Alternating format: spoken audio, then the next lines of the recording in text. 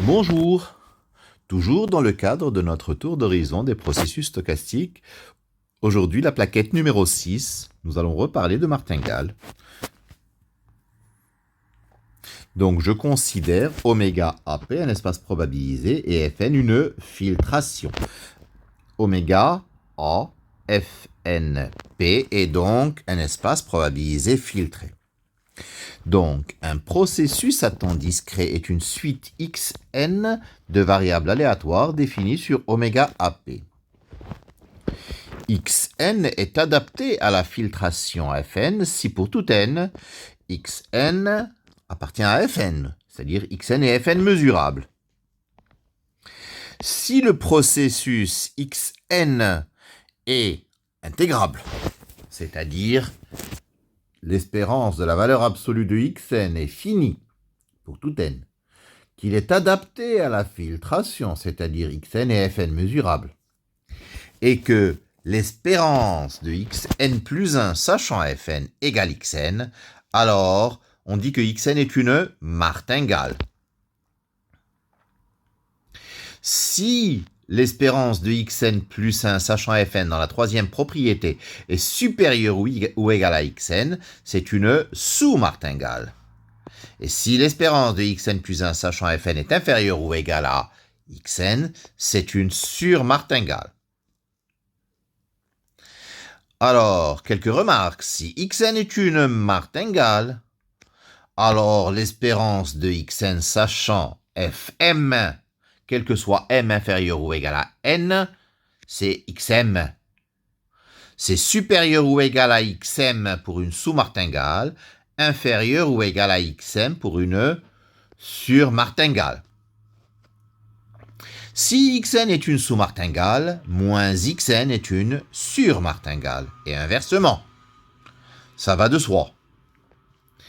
Xn sera une martingale si elle est à la fois une sous-martingale et une sur-martingale.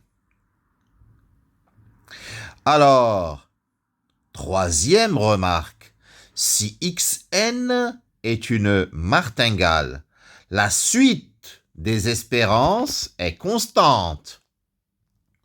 Si c'est une sous-martingale, elle est croissante. Si c'est une sur-martingale, elle est décroissante.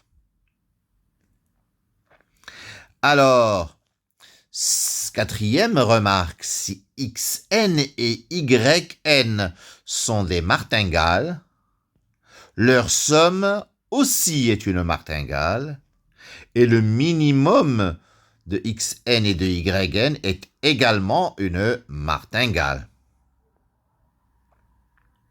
Cinquième remarque, ou cinquième propriété, si Xn est une martingale et si f est concave, de manière à ce que f de Xn est intégrable, alors f de Xn est une surmartingale. Si Xn est une surmartingale et f est concave croissante, et f de Xn intégrable, alors f de Xn est une surmartingale. Quelques propriétés analogues sur les sous-martingales. Si Xn est une martingale et f est convexe, et f de Xn intégrable, alors f de Xn est une sous-martingale.